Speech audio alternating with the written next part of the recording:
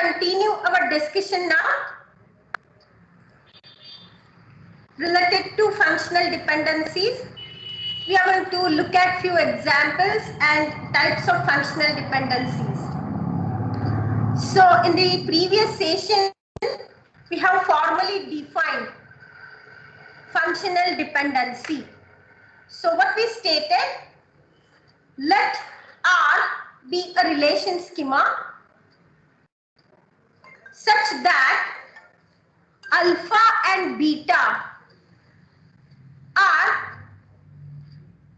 the subsets of R. So alpha is the subset of R, beta is the subset of R.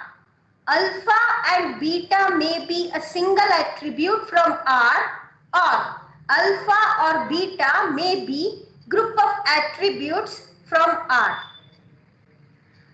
We define a functional dependency like alpha determines beta. So what is alpha?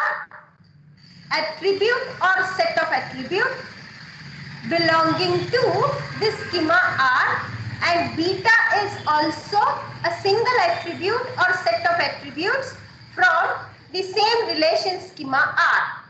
And we are defining the functional dependency alpha determines beta. So this functional dependency holds on R if and only if for any legal relation R on R, wherever any two tuples T1 and T2 agree on the attributes alpha, they also agree on the attributes beta. That means if in a relation R for two tuples T1 and T2, if alpha values for these two tuples T1 and T2 are same, then the beta values must also be the same. So if we are having this functional dependency alpha to beta, then for two tuples, if alpha value is same, then beta value is also same. It will not happen that for same alpha, we are having some different values of beta. If we are having this functional dependency that holds on R. And this should be true for any legal relation R on R. So what we mean by any legal relation? See, if I am having the relational schema R, right, I may have n number of instances.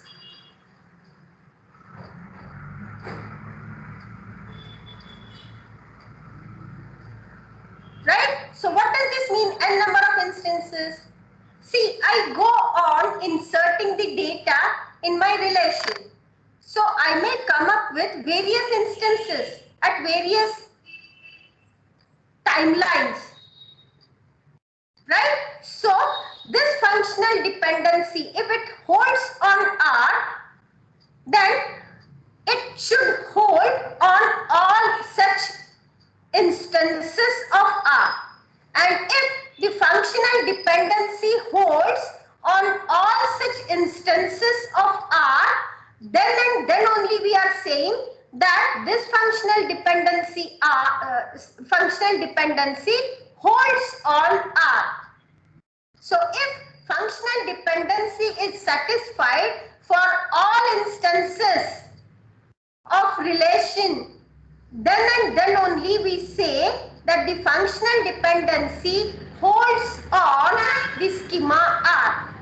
So for any instance of this schema, if two tuples are having some alpha value, same alpha value, then beta value is also the same. Right? Are you getting me? Yes? Yes, ma'am. Fine. So let us us see some special cases of this functional dependencies. So if we use this notion of functional dependency, then if K is my super key for the relation schema R, K is the super key for relation schema R, then I can say that K determines R. So if, in other words, I may say if and only if the functional dependency K determines R holds on relation schema R, then I'll say that K is my super key. We know what is meaning of super key.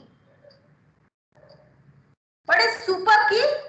This super key should identify or distinguish between each and every tuple in our relation.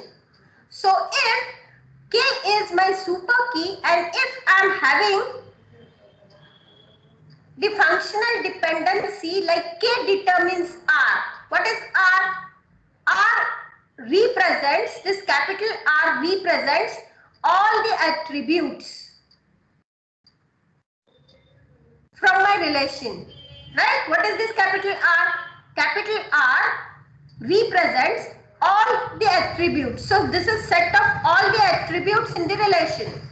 So if I am having some set of attributes, say K, and if that set of attributes, say K, is determining all the attributes of my relation, then obviously K is my super key for the relation schema R.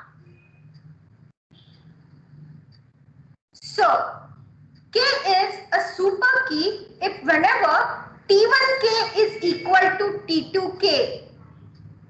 It is also the case that T1R is equal to T2R. So R comprises of all the attributes. So if T1K is equal to T2K, then we may say that these two tuples T1 and T2 are same. Because K is determining all the attributes of R. So if for any two tuples T1 and T2, if my K values are same and if my K is determining all the attributes of the relation, that means these two tuples must be the same. So all the attribute values must be the same if K values are same for two tuples, right? So based on this functional dependency, concept of functional dependency, we have come up with a special functional dependency like K determining R. So what does this mean, K determines R? If K is my super key, then K is determining all the attributes of my relation. So if I am having such kind of a functional dependency, K determining R, then K is my super key for the relation.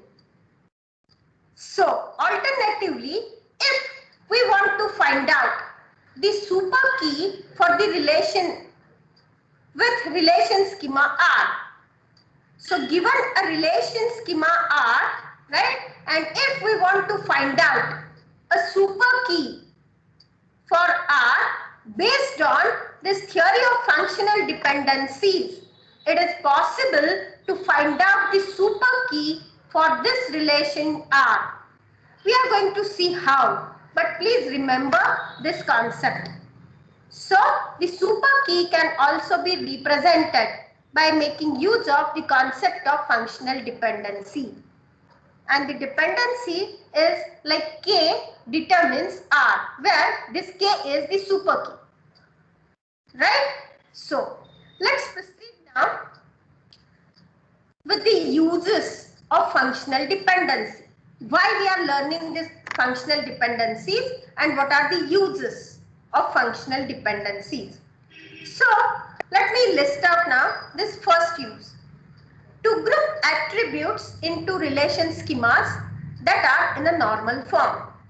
So as I stated earlier while discussing the informal guidelines, we stated that we need to group the attributes together based on the semantics, right? And functional dependencies are actually describing the relationships among the attributes.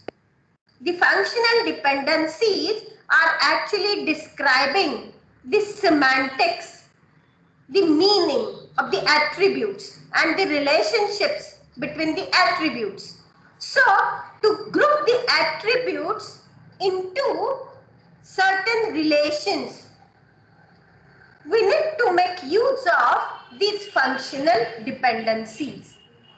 Next, to test relations to see if they are legal under a given set of functional dependencies. So usually a set of functional dependencies is being provided. So, and it is denoted as F.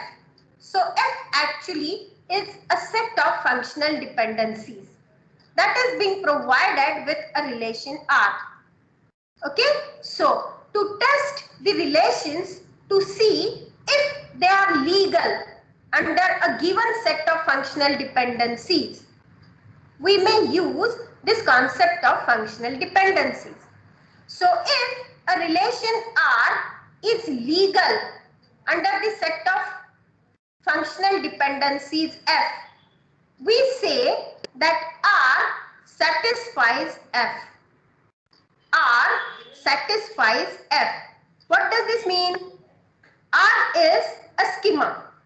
For this schema R, we may have number of instances like small r, right? So what we are saying is, if a relation R is legal under the set of functional dependencies F, we say that R satisfies F, right? So by making use of this functional dependencies, set of functional dependencies, it is possible for us to check whether the given instance of a relation is legal under that set of functional dependencies.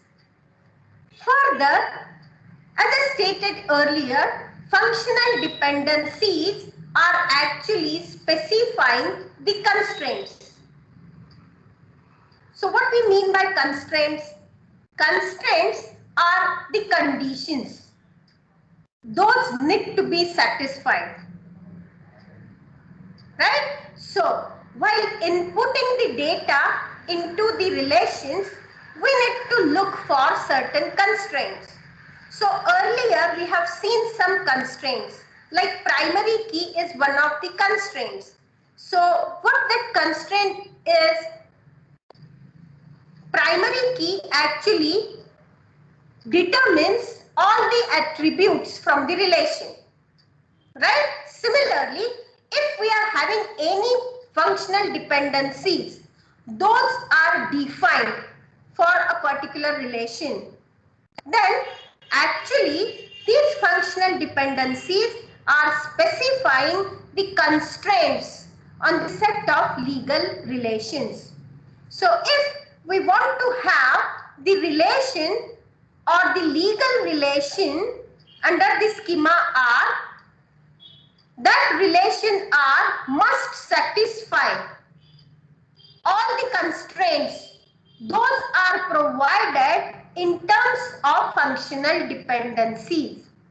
So we say that F holds on R if all legal relations on R satisfy the set of functional dependencies F.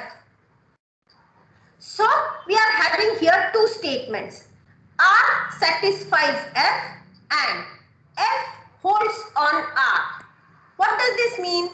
R satisfies F means the relation R is legal under the set of functional dependencies F. If R is satisfying all the functional dependencies in F. But we are saying F holds on R.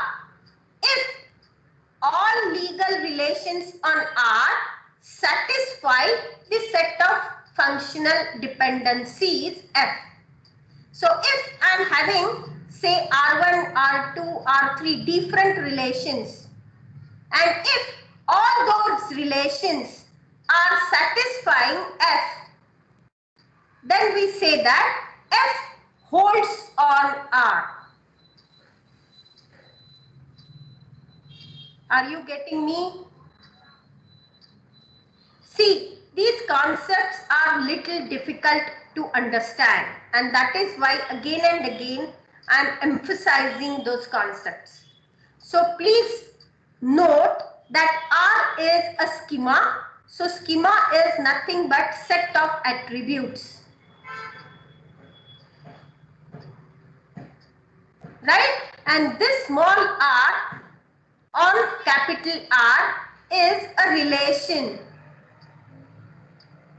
on R. Is that correct? And for this schema R, we are having some set of functional dependencies F.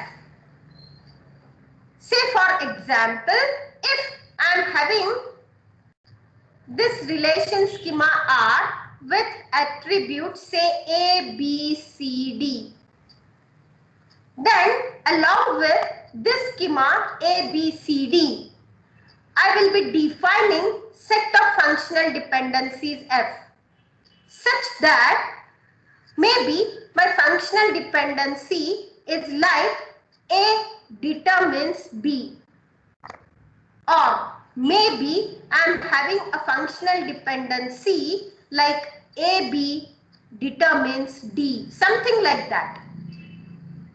Okay, so this is my schema R, which is set of attributes, and also I am having set of functional dependencies. Those are defined for this schema. Is that correct? So by making use of these functional dependencies, actually the first use is to group the attributes into relations. Second use is to test the relations to see if they are legal under the given set of functional dependencies. So for example, if for this relation schema R having 4 attributes A, B, C, D, I am having the instance of this relation say R. So what I mean by this instance? In this instance, I may have few tuples.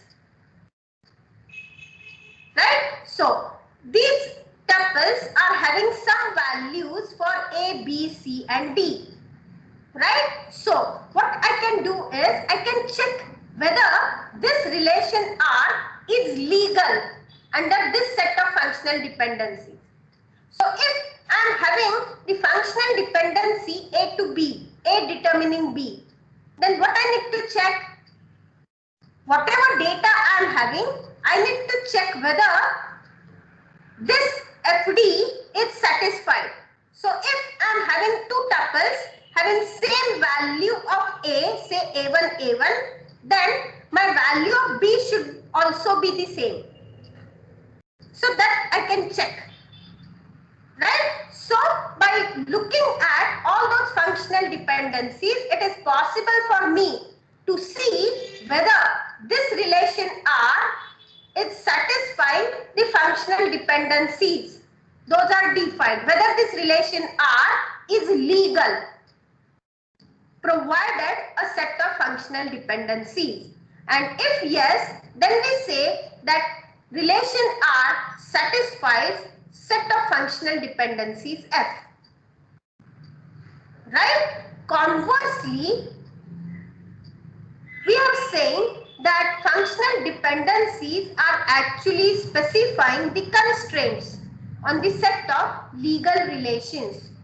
So if all the legal relations on R are satisfying the set of functional dependencies F, then we say that F holds on this schema R, because all the relations, all the legal relations under R are satisfying these constraints.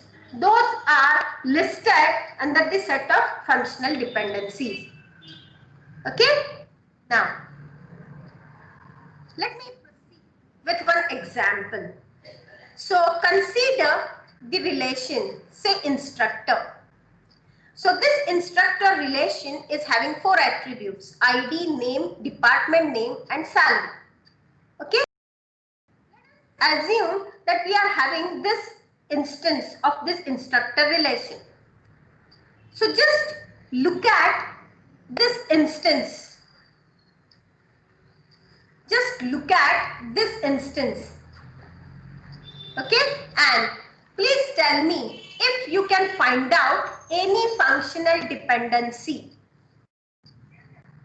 by looking at this data that is stored in this instructor table.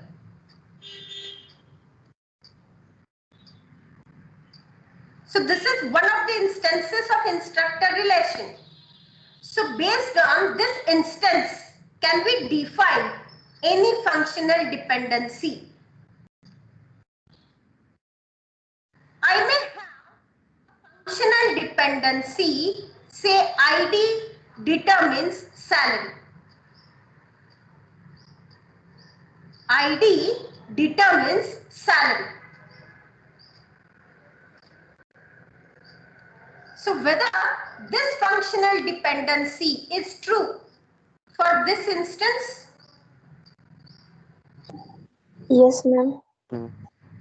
Yes, so ID determining salary is a valid functional dependency for this instructor relation. And the reason is, if I duplicate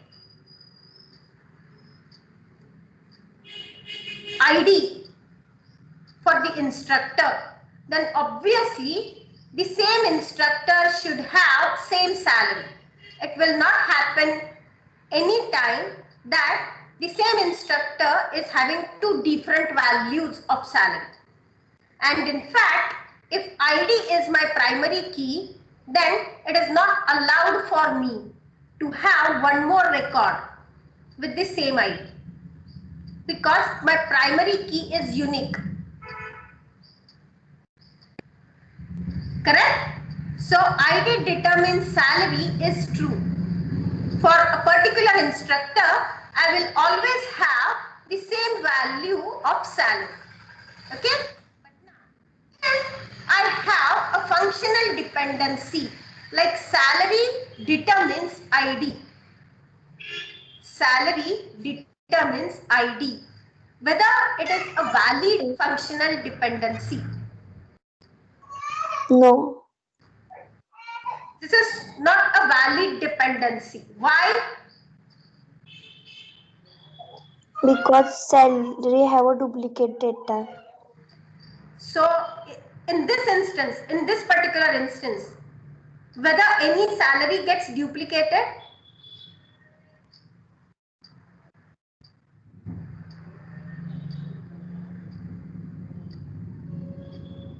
Yes. 80,000. 80,000. Yes. Yes. So for this tuple, I am having salary 80,000, and for this tuple also I am having salary 80,000. And what my functional dependency says? Salary determines ID. Meaning, if I am having for 2 tuples, T1 and T2, right? So this is my T1 and this is my T2. If salary value is same, then to hold this functional dependency, what should be the case? If T1 alpha is equal to T2 alpha, then my T1 beta should be equal to T2 beta if I want to satisfy this functional dependency. Here, So if we are defining a functional dependency like salary determines ID, then according to our definition, T1 alpha should be equal to T2 alpha and T1 beta should be equal to T2 beta. So if I am having these two tuples T1 and T2 for which my alpha value, that means my salary value, are same. If this is the case and if this functional dependency is true or valid, then I'm expecting that my ID value for these two tuples should also be the same. But that is not true for this instance, right? And if we look at the meaning of these attributes, definitely two different instructors may have the same salary.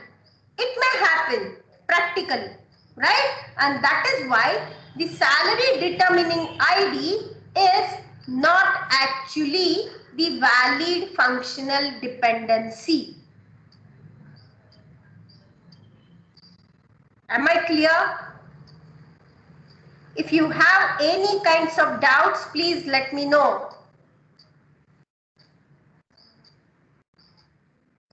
May I proceed with next example?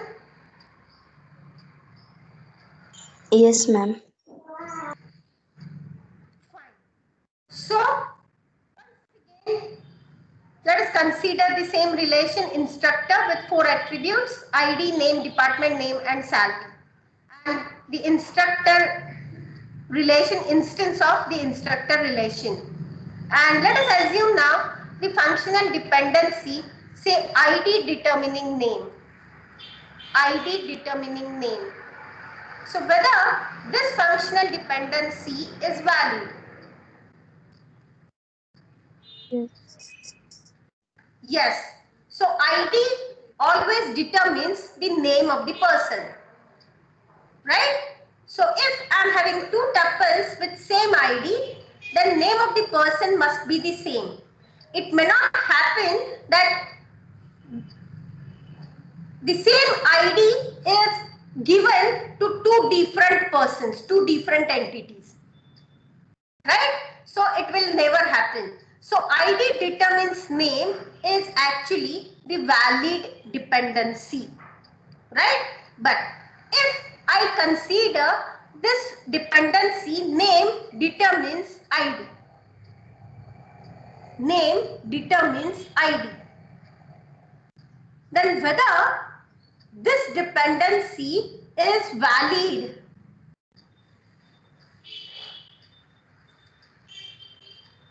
Yes? No.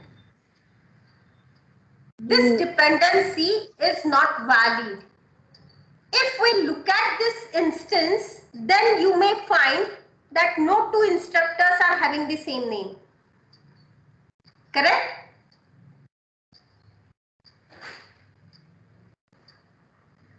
Am I right? If we look at this instance, then we may find that no two instructors are having the same name. Right? So, for this particular instance, we may say that this is a valid functional dependency, but not for all instances, because it may happen that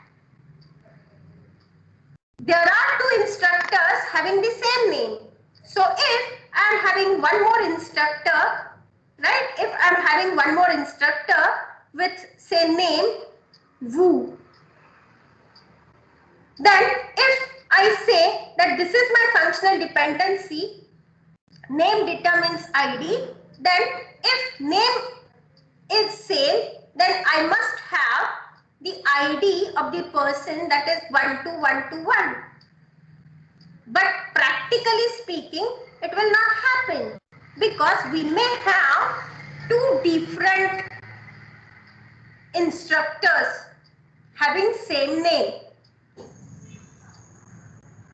Yes, ma'am. So this kind of functional dependency we may not have. Okay, so this functional dependency is invalid. Okay, so let's move to this particular instance of a relation. So here we are having a relation schema R with 4 attributes A, B, C and D. Okay, and this is one of the instances of this relation R or this schema R. Okay, just look at the data that you are having.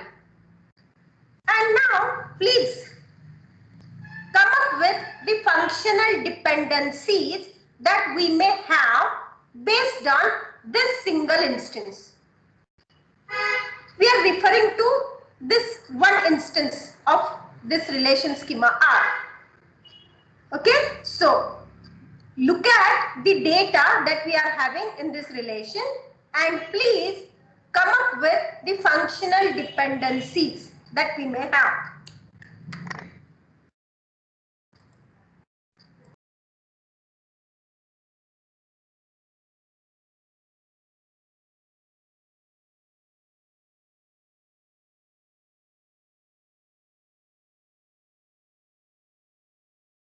Hello, ma'am. You are Yes. muted. So tell me the functional dependencies now.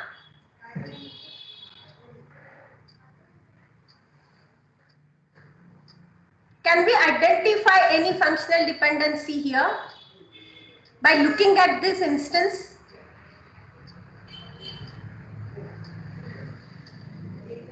Yes.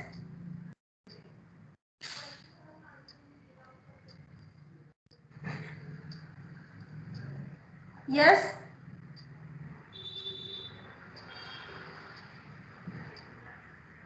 Can we find any functional dependencies?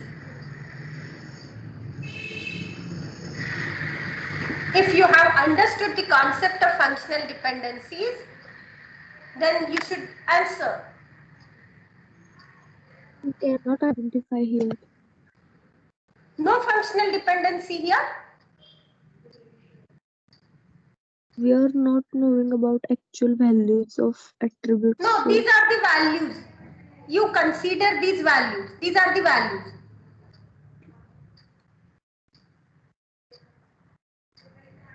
And how we define functional dependency?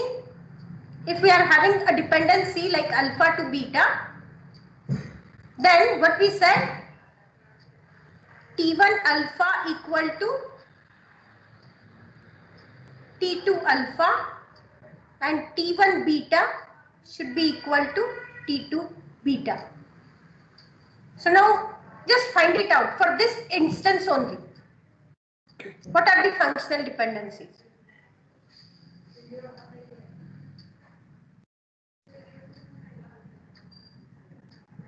And how to find it out?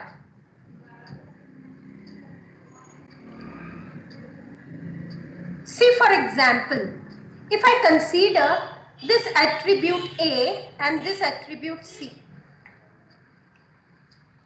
can I say that A determines C?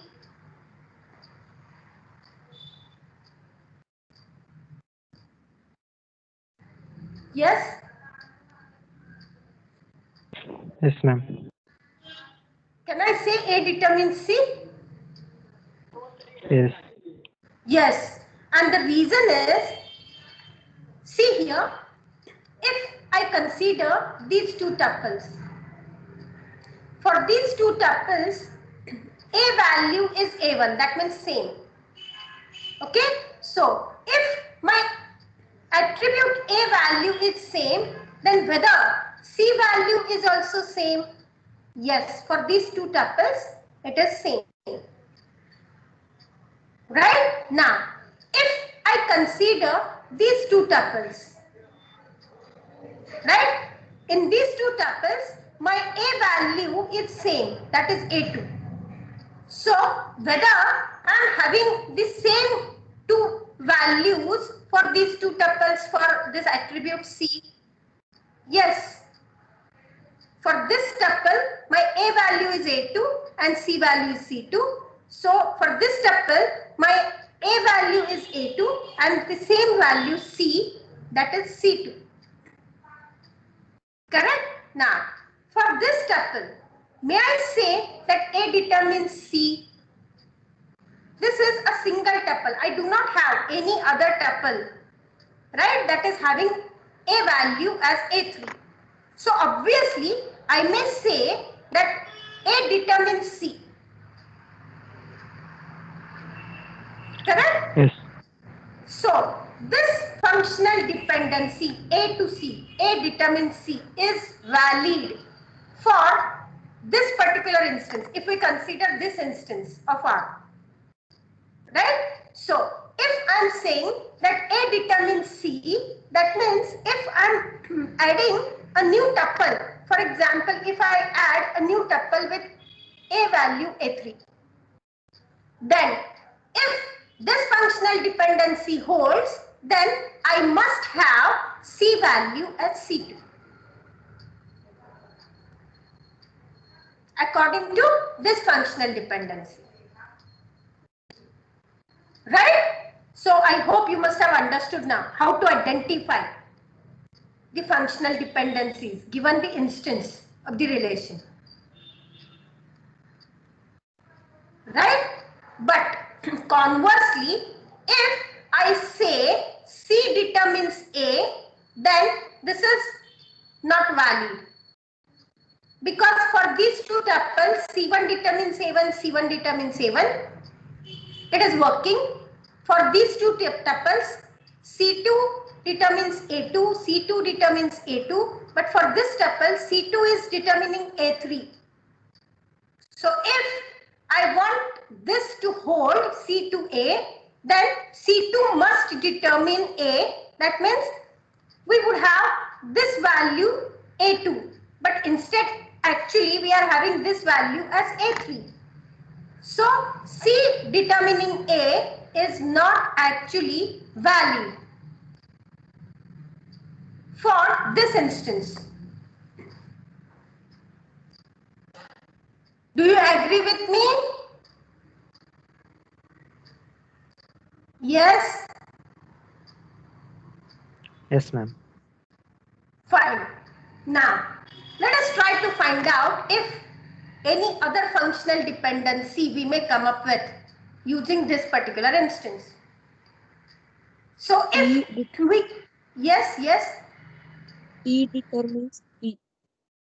B determines, D determines B. D determines B, D determines B. So let us try to find out D1, D2, D3 and D4. Yes. So see here, for D1 we are having only one single value D1. We do not have any other tuple here. So obviously D1 determines B will hold. Here what will happen? D2. We are having two tuples having D value equal to D2. And both are having the same B values, B2 and B2. So once again, for these two tuples, we may say D determines B. For D3, we are having single tuple. For D4, we are having single tuple. So obviously, D3 is determining B3, or rather D is determining B. That should hold, and D determining B for this D4 and B3 should also hold. Right? So very good. D determines B might be another functional dependency. Right? So similarly, I have a functional dependency like AB determining D. AB determining D.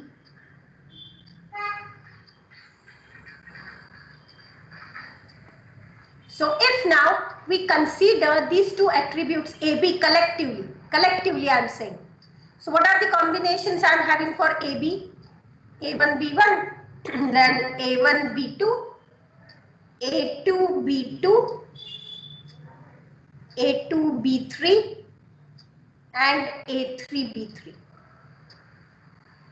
right? So no combination gets repeated here in this particular instance, right? So obviously I may say that AB determines D should be true.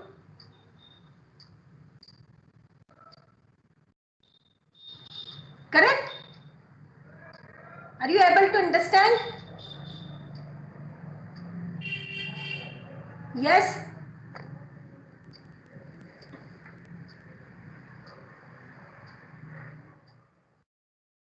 Yes.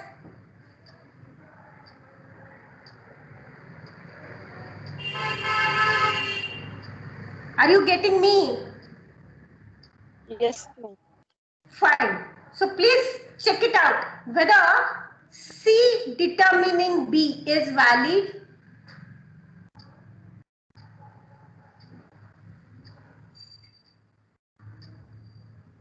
Yes.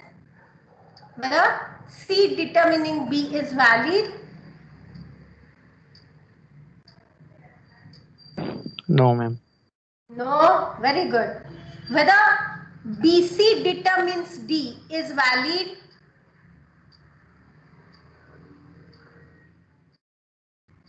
BC determining D, whether it is valid? No, ma'am. No. Correct? So I hope now you must have understood the concept of functional dependencies. Right? Now we are having several kinds of functional dependencies. We'll quickly go through the types of functional dependencies and then we'll conclude our session. So the first kind of functional dependency is a trivial functional dependency. A functional dependency is trivial if it is satisfied by all instances of a relation. A functional dependency is trivial if it is satisfied by all instances of a relation. For example, if I say that I am having a functional dependency A determining A, A determining A. A determining A, this FD is satisfied, no doubt, by all the relations involving this attribute A. So this is self-determination. The attribute A is determining itself, right? So this should always be true. Okay. Now, AB determining A is one more example of a trivial functional dependency. AB determines A. This functional dependency is also satisfied by all relations involving the attribute A. Right? So, see the example, name determines name is trivial. ID name determines name is also trivial. So, in general, the functional dependency alpha determining beta is trivial if beta is subset of alpha. That means the right hand side of the functional dependency if it is the subset of the determinant or it is the subset of the left hand side of the functional dependency, then we say that the functional dependency alpha to beta is trivial. Right? Got it? Yes? Any doubts so far?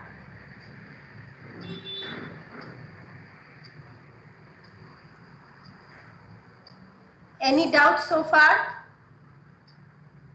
No. Fine. So this is the first type. Second, we are talking about full and partial functional dependency. Full and partial functional dependency. And what is the difference in these two? So let us assume that we have been provided with the relation R on R. Okay, so given a relation R, on the relation schema R. The sets of attributes, say X and Y, are such that X is the subset of R and also Y is the subset of R. And we are having this functional dependency X determining Y. Okay, now attribute set Y, this attribute set Y is fully dependent on attribute set X if and only if there is no proper subset of W. There is no proper subset W of X such that W also determines Y. I'll repeat, this is the definition. If I have been provided with a functional dependency like X determines Y, then I will say that Y is fully dependent on attribute set X if and only if there is no proper subset W of X which also determines Y.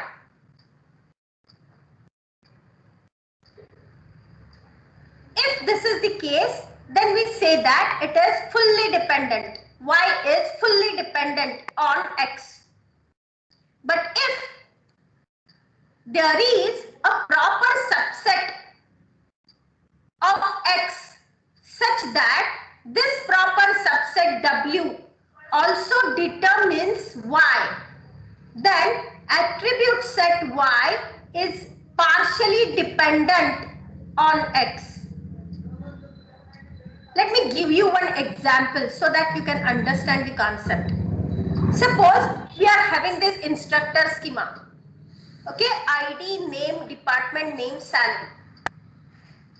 And I am describing this functional dependency ID name determines department name. What is the functional dependency? ID name determines department name. So this is my X and this is my Y.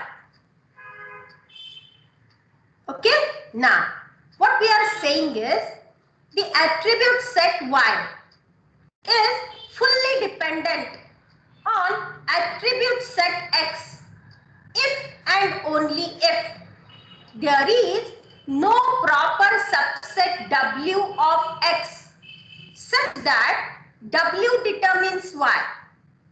Now, if we try to find out the proper subset of this X, I may have ID as the proper subset. I may have name as the proper subset of this X. Do you agree with me? Yes or no? What is my X? X is my set of attributes, ID and name. Right? Now, what are the proper subsets of this X? I may have only ID. That is a proper subset of this X. I may have only name.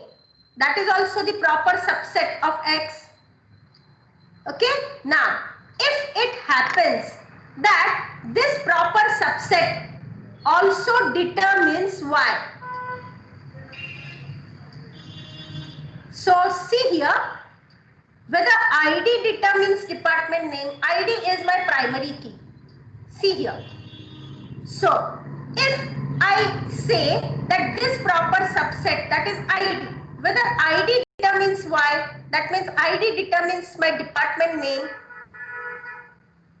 Yes or no? Yes? Whether ID determines department name? Yes. Yes, ID determines department name. Correct? So, no need actually to have this name also.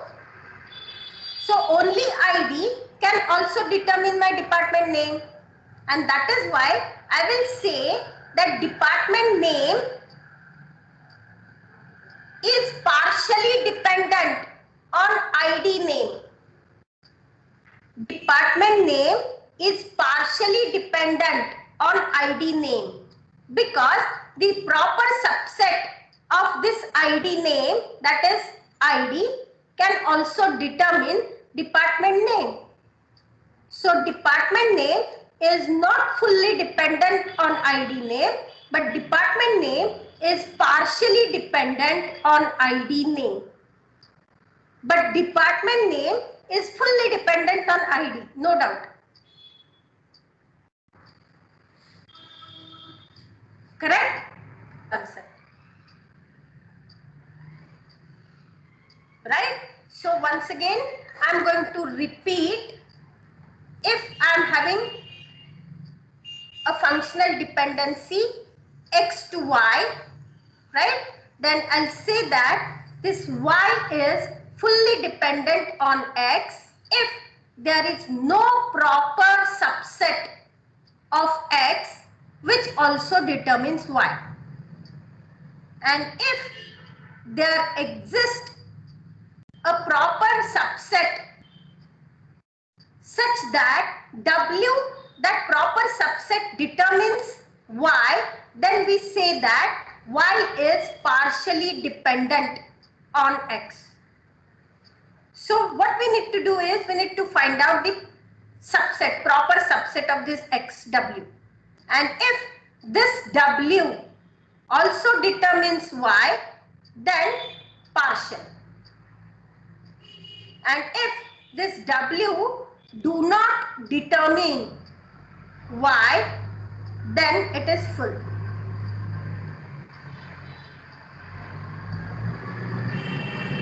Okay? Now, last type that we are going to discuss today, transitive dependency. So this is very simple. In fact, given a schema R on relation R, so R is on the schema ABC. If we have a functional dependency A to B, and if we are having another functional dependency B to C, then C is transitively dependent on A via B. So we should have a functional dependency like A to C. So A to B and B to C will imply A to C, provided A is not functionally dependent on B or C. So let us see the example here. This is the instructor department schema, and we are having these attributes: ID, name, salary, department name, building, and budget. Right? So we are having the functional dependency like ID determines department name. And we are having another functional dependency that department name determines budget. Obviously, department name determines budget. Okay, and ID determines department name. So we are having this functional dependency and we are having this functional dependency. Then if we are having these functional dependencies, then we may say that ID determines budget. Right? So ID determines department name determines budget. So budget is transitively dependent on ID via this department name. So if these two are true, then we should have a functional dependency like ID determining budget. This is a transitive dependency. Got it? Yes? Is there any doubt? Yes? Any doubt?